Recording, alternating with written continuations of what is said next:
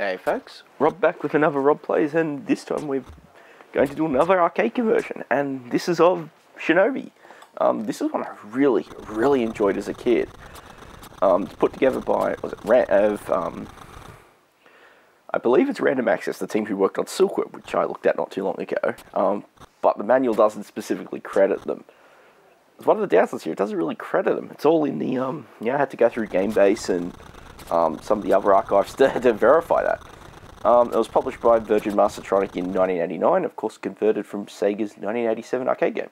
So let's dive in, and the story is straightforward. You're Joe Busashi, a tasked with basically rescuing kids. I don't know how accurate the plot instructions is compared to the actual story, but essentially the kids are all students at a ninja school, and they're kidnapped by an ex-student who's gone rogue, and demanding, as ransom all the school's gold, which they don't really have much of. So you're tasked with going in there, rescue them. And that, of course, puts you in place of lots of sideways run and gun, or run and star throwing action. And yeah, that's the first stage done. So that's how each stage works. Is you have a level which is made up of a number of these stages. In each stage you need to just go through, collect the stars, and get out before the time runs out. Each of the kids is usually guarded by one of those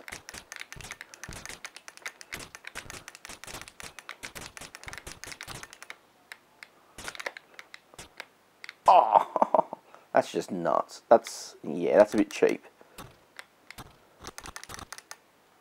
This is a really well put together conversion. I mean, I've only played the arcade game briefly. In fact, hadn't for a long time before actually recording. And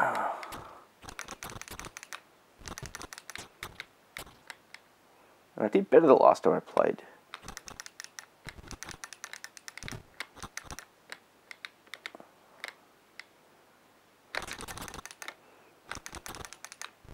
Alright. Let's see. Last one. And finish the stage. But yeah, all up, it's a pretty solid conversion. It's nice and graphically clear. It doesn't glitch. A lot of games like this, by this age, it would easily... game over. Oh no, not game over yet. I mean, the only thing... Oh, now that's game. No, that's not game over. Yes! Stage complete. Yeah, I have to reach for the spacebar to activate ninja magic. And of course, now we've done the first stage, we get our bonus stage. And the idea here is the infamous shooting gallery where you get all those ninjas, and if you take them all out, you get an extra life. Otherwise, you fail when they...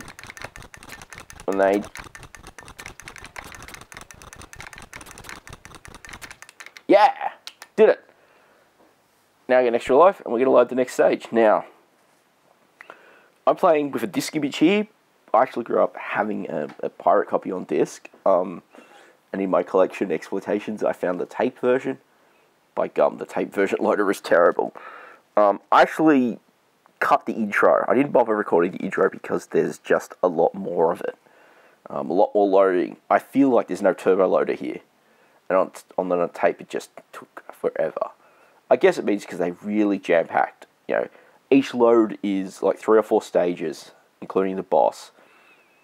So, minimizing that load is good, but the result is that there's a lot of loading to load, new graphics and, new graphics data in for all those levels. Anyway, I think here we are. I do like that it waits for you. So let's hit fire. Now we're up to the first stage, level 2. Now, something else I really, do miss here is they did count a lot of the presentation, There's no music other than the intro, which I did cut. It's a nice tune, actually. It's a shame that there is no music. And, of course, in the arcade game, before each level kicks off, you do see, a little map. Ooh, that was close. You just see a little map that's sort of like, what sector you're in and what the boss is for that stage, and that's not here. either. But again, that's probably just to save memory. Okay. Now this is about as far as I used to get. At least it's as far as I got in my last game. So let's see how we go.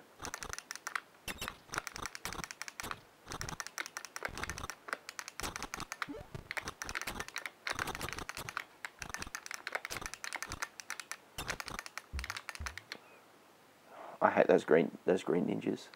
Alright, last life.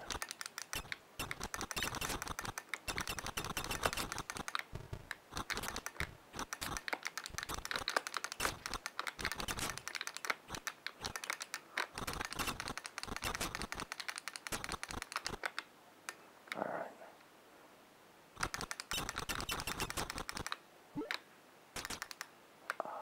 Got the gun power up, which is nice.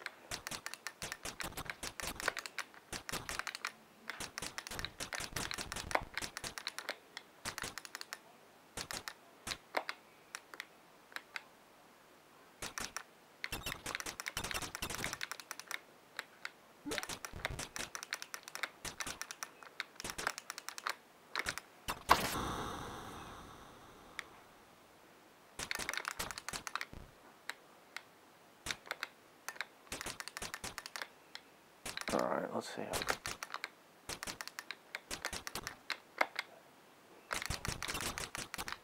One.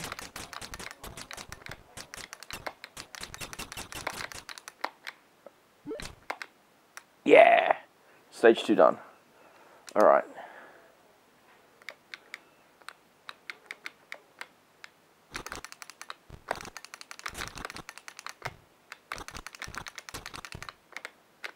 Oh! Oh, no. Game over. Game over. Alright. Let's sit back and reload. I'm going to go for another shot, see if I can get further. I mean, it's actually really done conversion. Yeah, as I said, it's very smooth. Graphically, it's very good. Control-wise, it is a little frustrating that on the arcade game, when you do that jump to layers, layers in a stage, is that it feels a little more natural than it does here. I do miss the music. It does, music always adds atmosphere, and just a few other things like that.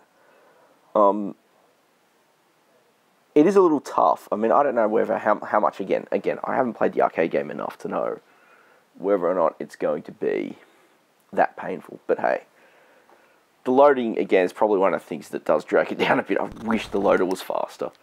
Anyway, let's see how far we can get this time around.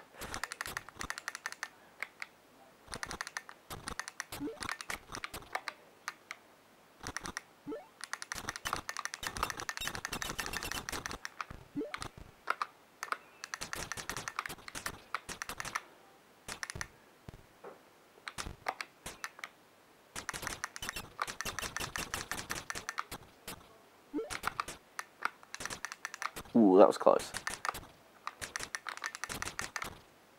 Let's go to the end.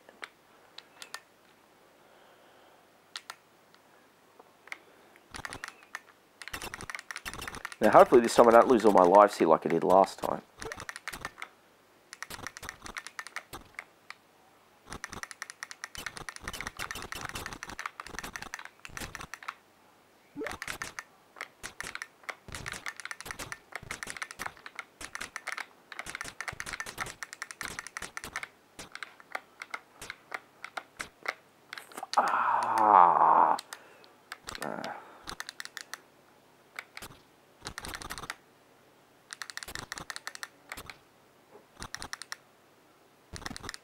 Yeah, that is a tad frustrating that, yeah, I'm about to lose all my lives the same way. It is a tad frustrating. I mean,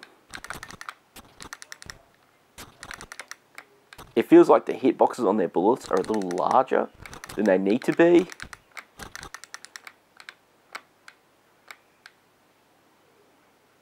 And again, the same thing. Alright. Now up to our sector boss. Let's try and do this. Yeah, I'm feeling more and more as I play this now. The collision...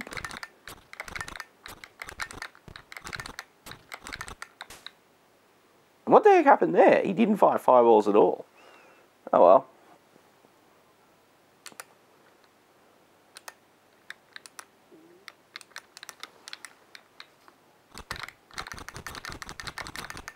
Ah, and there we go. I didn't win the bonus stage. But I really like the way that's presented.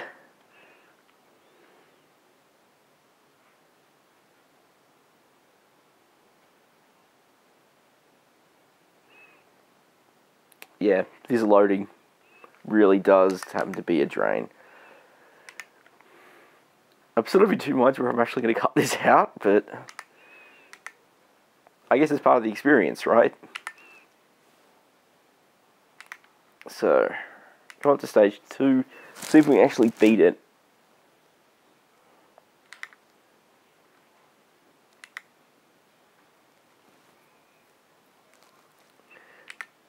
One thing I do mean about 8-bit games, I wish more games had level countdowns.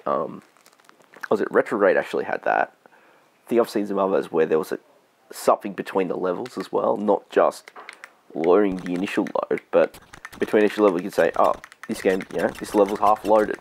Would have been nice to have that, but okay. Let's go, jump up. And then there's one weird little thing, I can't remember how to do it, but you could actually change his like the color of his clothes, and it would cycle through the 16 colors of the palette. Let's see.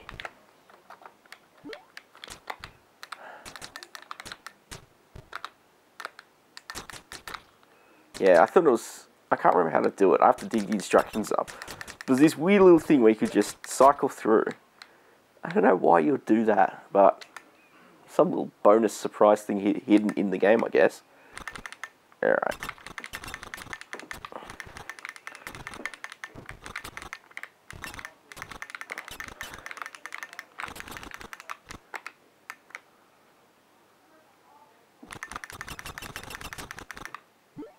Three left.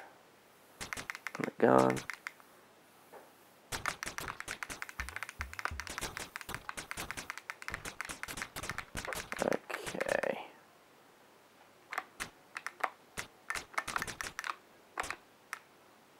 So you always get that water sometimes wrong. You've got to hold the button, then up, or button and down to jump onto,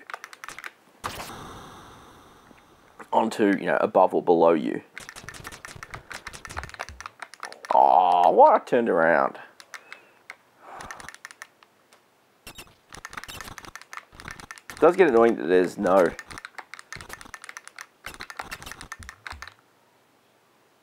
And that's game over. And with that, I do not even think I'm going to try for another pass. But anyway, I generally like Shinobi as a conversion. I generally remember it getting some good reviews in the magazines. You know, got like 80s, which is a pretty good score for it. You know, it's not a perfect conversion, but it's what I really enjoyed a lot. You know, it gives you the pace of that challenge pace of the game. It's a little rough in spots. Definitely rougher than my memories had told me. But hey, I definitely think it's worth a check out. I'm not going to end it quite yet, because ending on flashing raster bars, that just feels really, really, really, really wrong. But yeah, yeah, I think that's it. I don't know whether, I don't know, I had a conversation with someone a few days ago before I recorded this about, you know, sort of how memories of it. This is why it prompted to do this. So anyway, I hope you enjoyed it as always. Thanks again for watching. If you haven't already, do consider subscribing. Always interested in hearing your thoughts, you know. Am I, other than me being rubbish, obviously. As I said, I always felt this was a good conversion. I hope my memory isn't tricking me. Definitely remember it being better than what I've seen of Shadow Dancer, which was the follow-up. But yeah, thanks again for watching, and I will catch you next time.